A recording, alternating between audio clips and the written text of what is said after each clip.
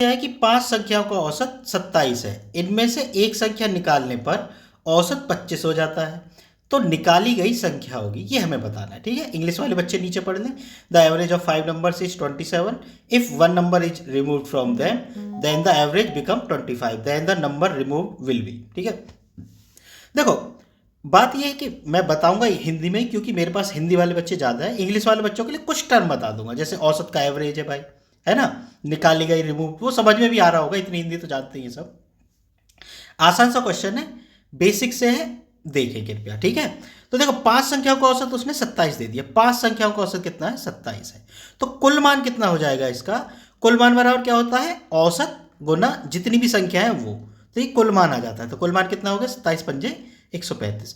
ये तो 5 संख्याओं का हो गया। अब आती है बारी 4 की। वो क्या कहता है कि भाई एक संख्या अगर हम निकाल लें तो औसत 25 हो जाता है। ठीक है, एक संख्या निकालने पे कितना हो रहा है? 25। ठीक है, इसका मतलब संख्या कितनी बची? यानी 4 संख्याओं का जो औसत है ना वो 25 है। तो कुल मान कितना हो गया? 25 गुना 4। मैं लिख दूं इधर कुल मान, ठीक है ना, कुल मान मैं यहां लिख देता हूं। 4 संख्याओं का कुल मान कितना हो जाएगा? औसत गुना कुल संख्या बराबर क्या हो जाता है? कुल मान। ठीक, कितना हो गया ये? 100। तो अब जो संख्या बची वो कौन सी बची भाई? 5 का मान ये है और 4 का मान ये है। तो 5 वाली में से मैं अगर 4 संख्याओं का मान घटा दूं तो हमें संख्या प्राप्त हो जाएगी। तो कितनी बची? 5 और 3, तो कितना बचा? 35। तो 35 ही हमारा आंसर होगा। ठीक है बच्चों, बात समझ में आ गई होगी। बहुत बेसिक से क्वेश्चन था, ऐसे ही आपको एग्जाम में करना है। देखो बस एक फॉर्मूला याद रख लो आप, केवल एक फॉर्मूला। कुल मान बराबर क्या होता है? कुल मान बराबर औसत में, पूरे औसत, इसी जो फॉर्मूला इसी से हल हो जाएगा। क्या होता है? औसत गुना कुल संख्या, जितनी भी संख्याएं आपको दी हुई है।